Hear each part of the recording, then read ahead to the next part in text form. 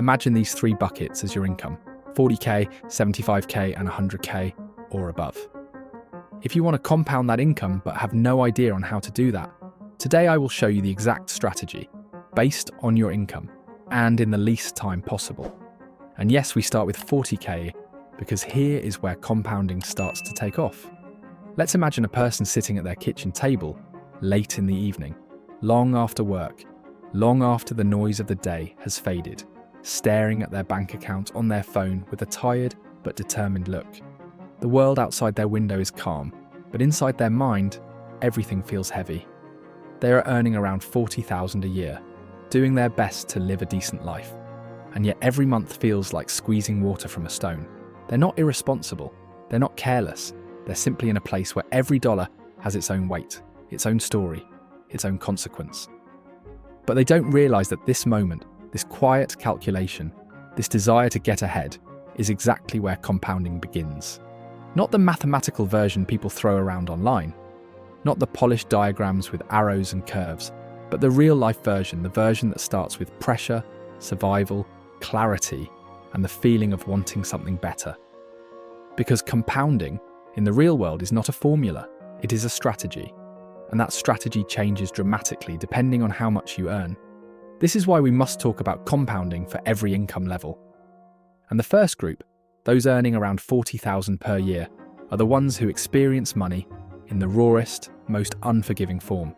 Here, nothing is casual, nothing is light, everything matters.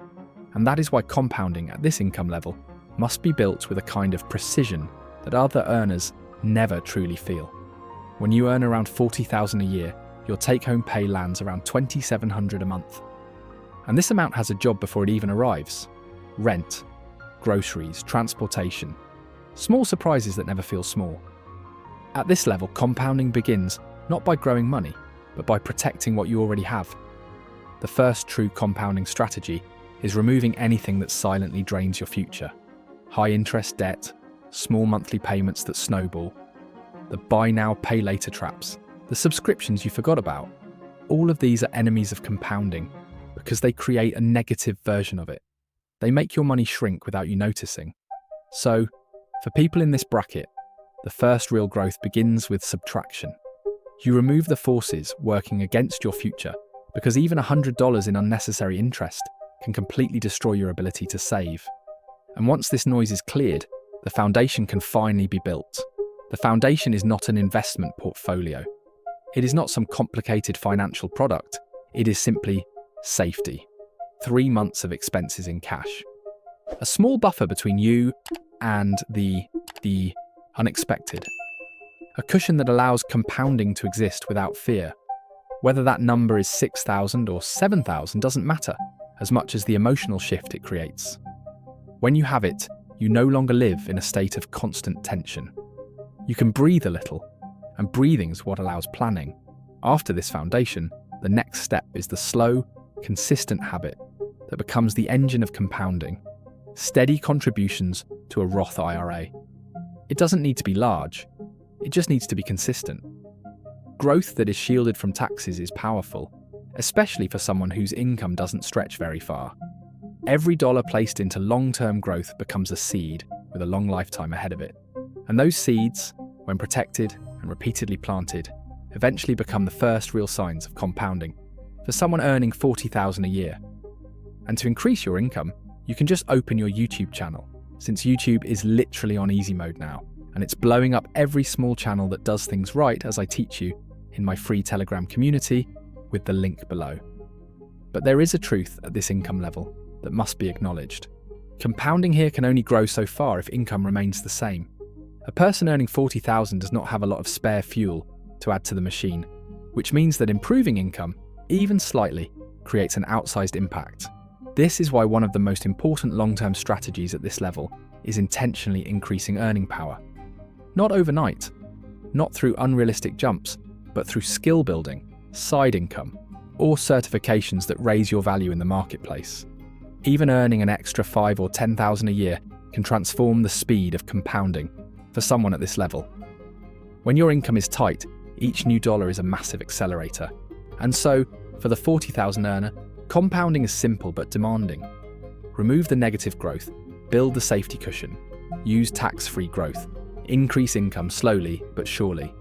That is the recipe that allows someone at this level to build wealth in a world that constantly tries to pull them backward. Now we move into the next stage where compounding begins to feel different. The $75,000 earner lives in a world with more breathing room. Not luxury, not excess, but space. Enough space to make choices instead of reacting to every problem.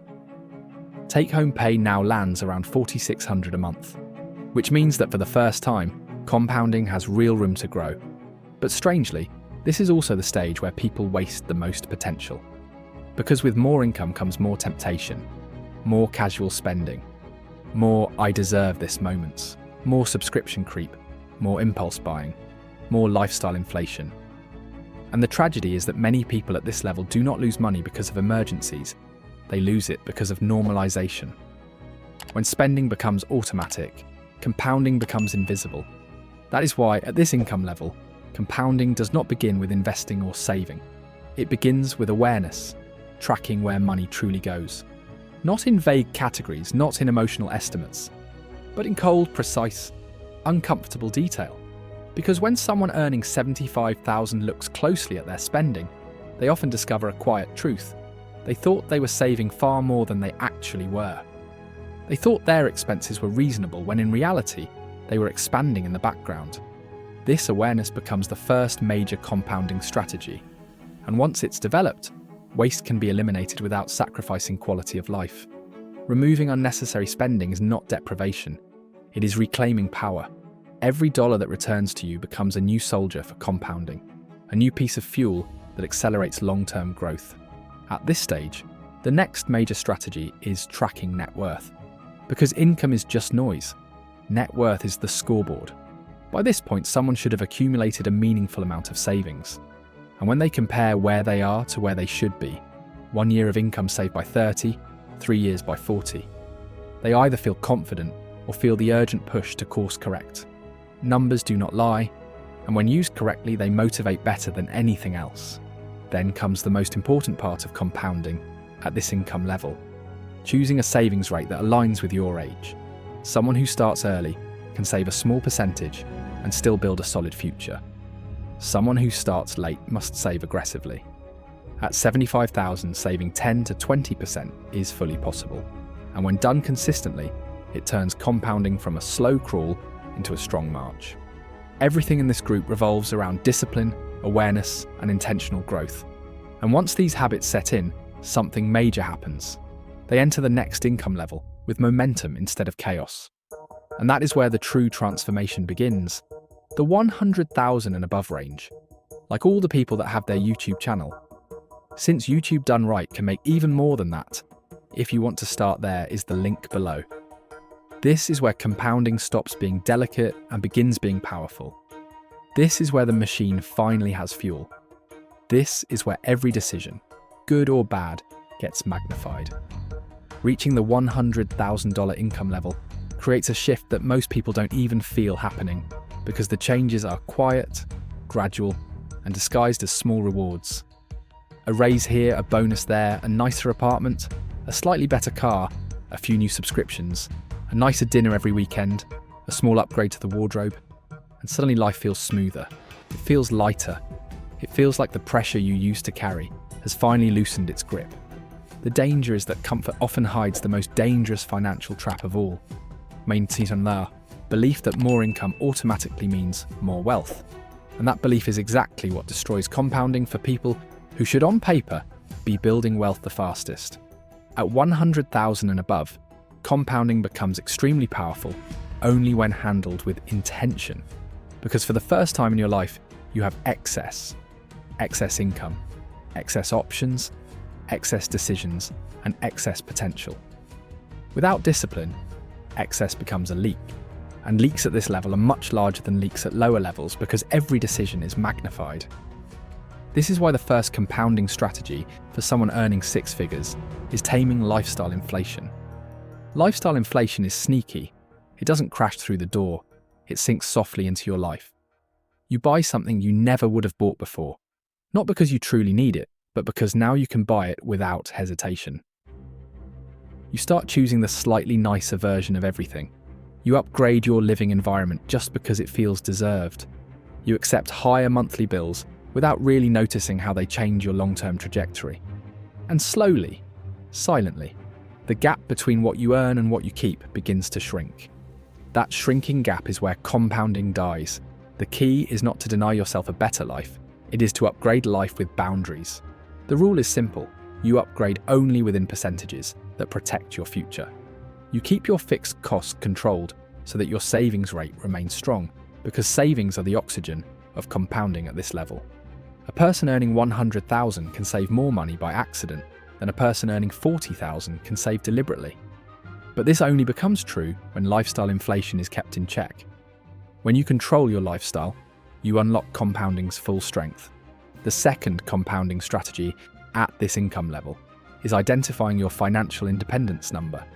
This is the moment when compounding shifts from vague to concrete. It becomes measurable. It becomes a target. People at this income level often have enough money to do far more than they realise, but they never run the calculations that reveal their timeline.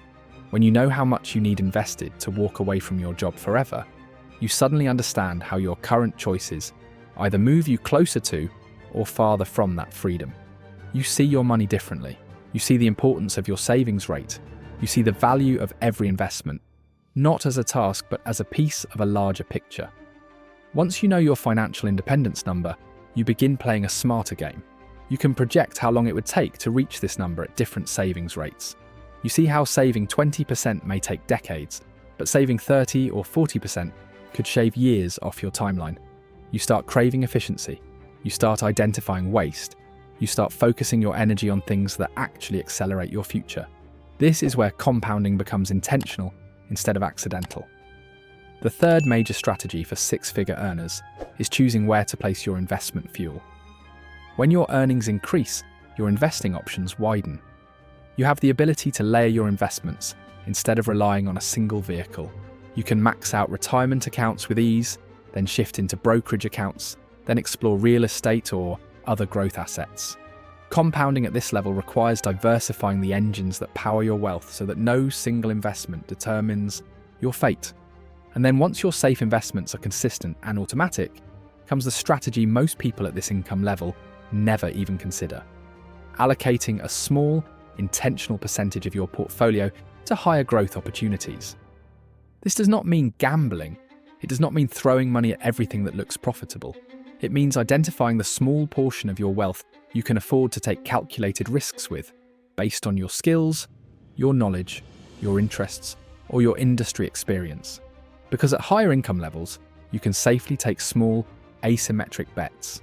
Decisions where the downside is limited, but the upside could significantly accelerate your wealth. Even if you never use this strategy, the mere ability to do so is an advantage unavailable to lower income levels. But before any of these strategies can blossom, the most important element must be protected: the gap between income and lifestyle. That gap is the engine of compounding at six figures. If someone earning 100,000 saves 15,000 a year, they end the year with 15,000 in fuel for their future. If someone earning 100,000 saves 30,000, they end the year with twice the power of the first person. Over time, the difference becomes massive.